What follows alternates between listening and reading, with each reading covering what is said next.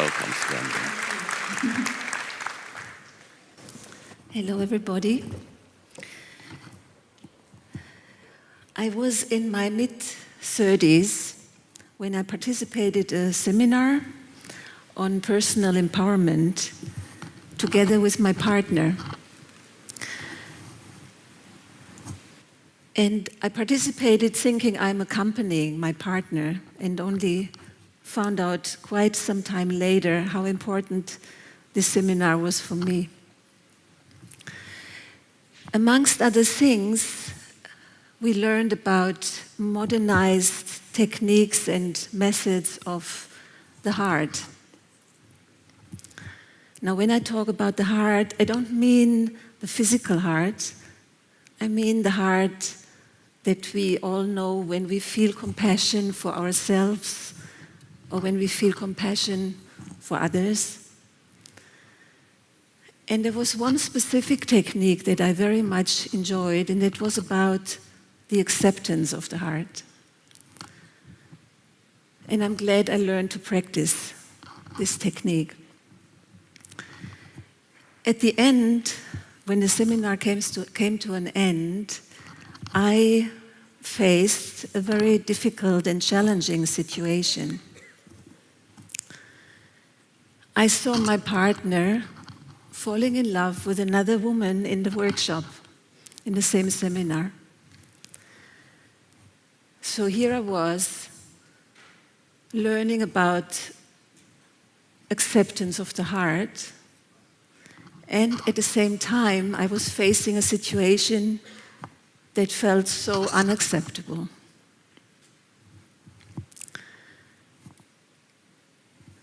My mind fell into a total gap. I was like paralyzed, and all I wanted was to go home and hide myself somewhere. So I did go home alone.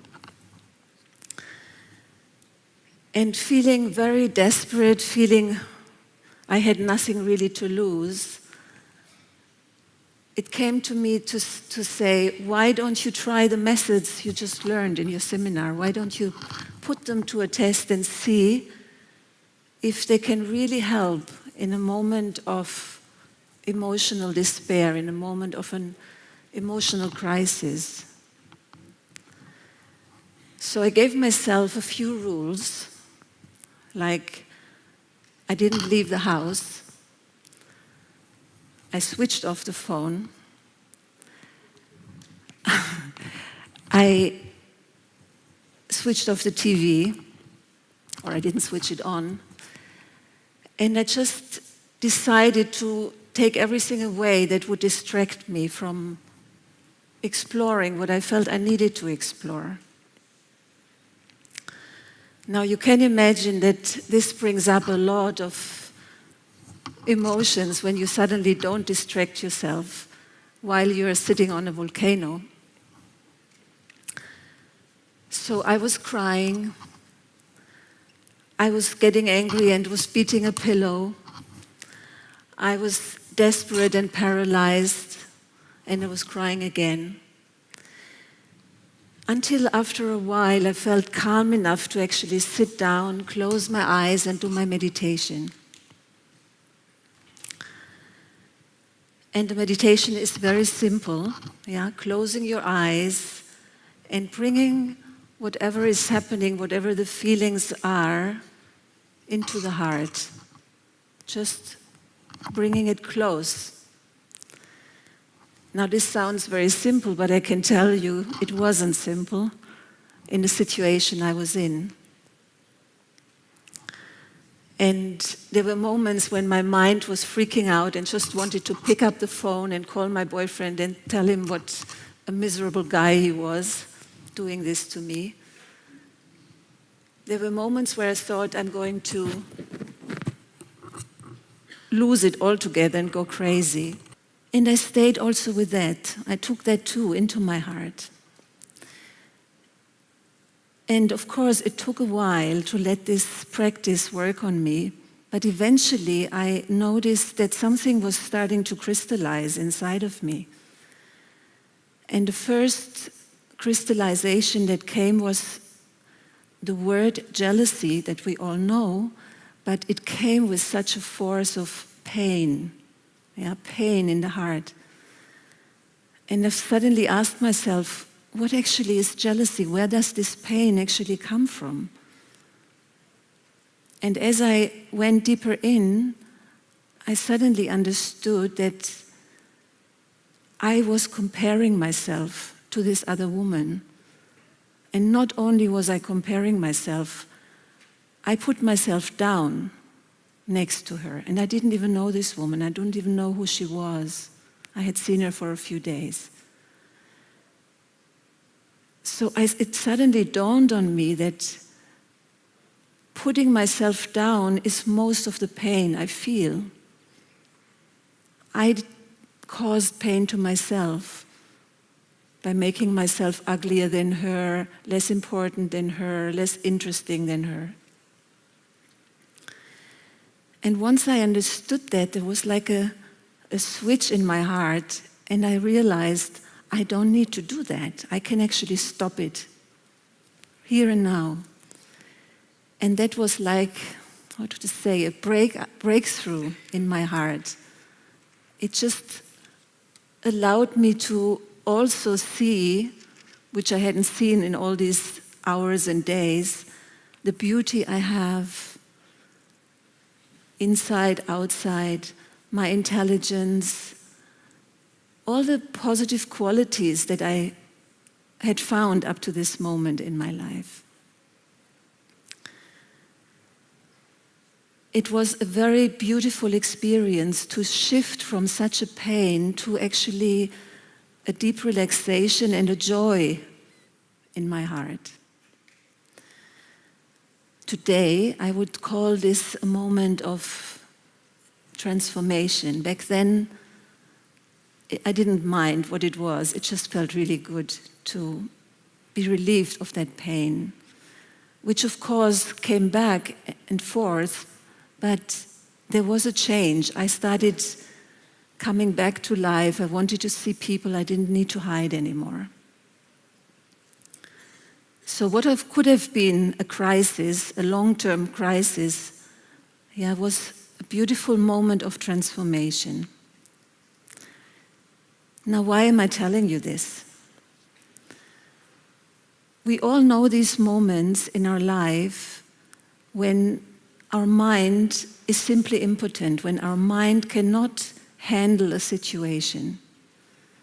And no matter how much we have trained ourselves and how sophisticated we can be, there are simply moments in life where life doesn't follow any logic. Like my partner leaves me for another woman, there is no logic to it.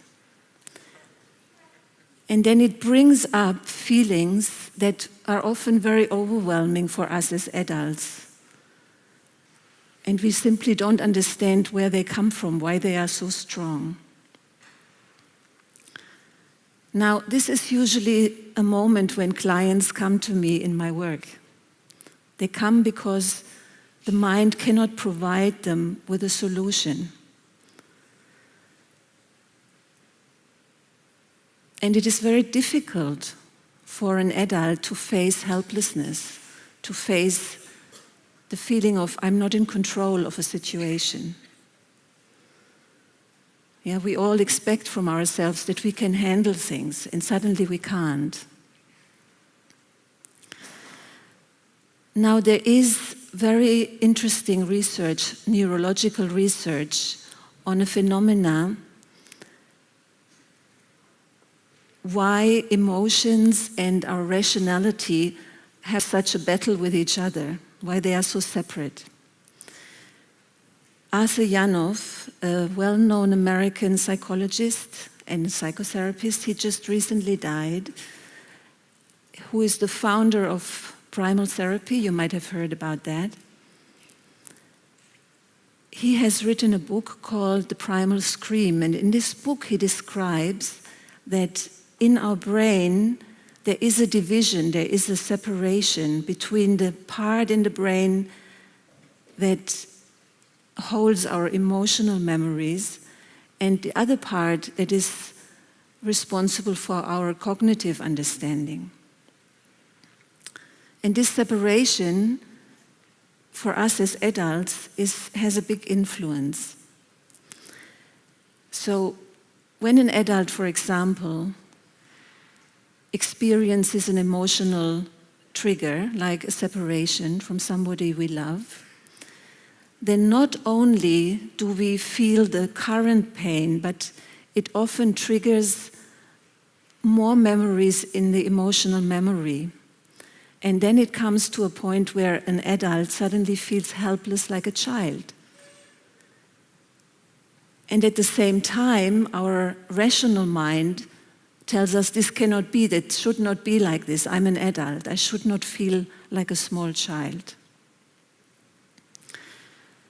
What needs to happen in this situation is not to judge and to complain and try to get rid of these feelings that are difficult, but rather to bring them closer so we can actually feel them and understand them and eventually heal them.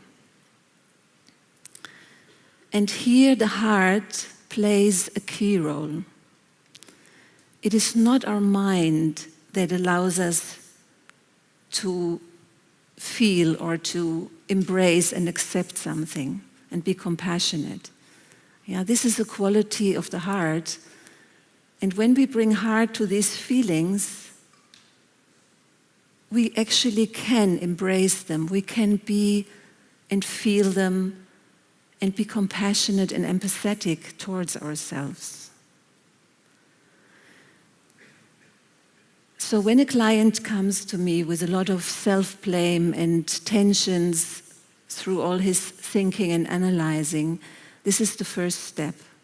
I take him more towards his heart, which is a great resource at any time, but especially when we are in an emotional crisis.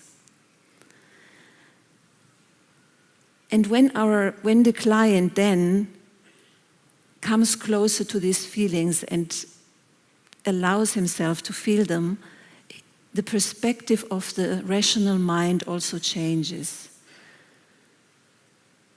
The mind starts to understand and see a bigger picture and be less critical about the situation. That there are two realities, the feeling like a child and an adult, and they can be there at the same time if we understand it correctly.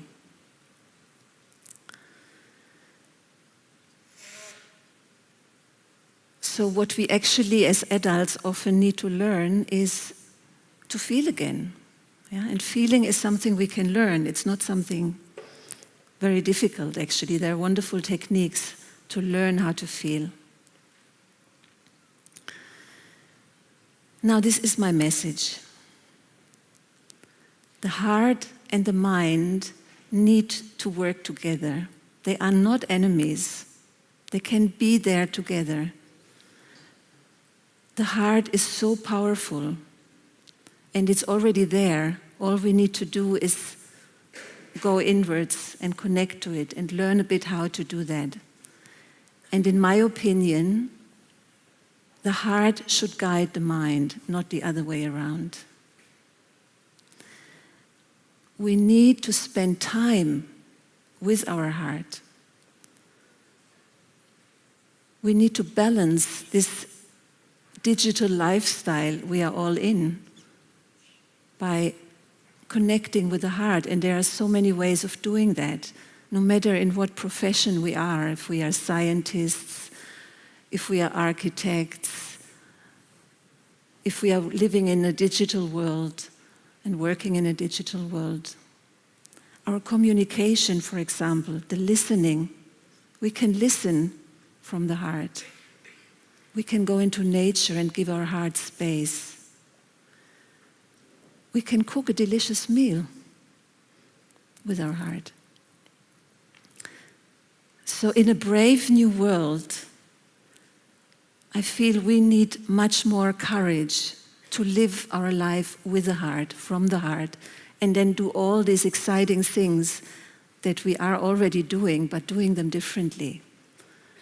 And by the way, the word courage comes from the same root as the French word cœur, which means the heart. So mind the heart. Thank you.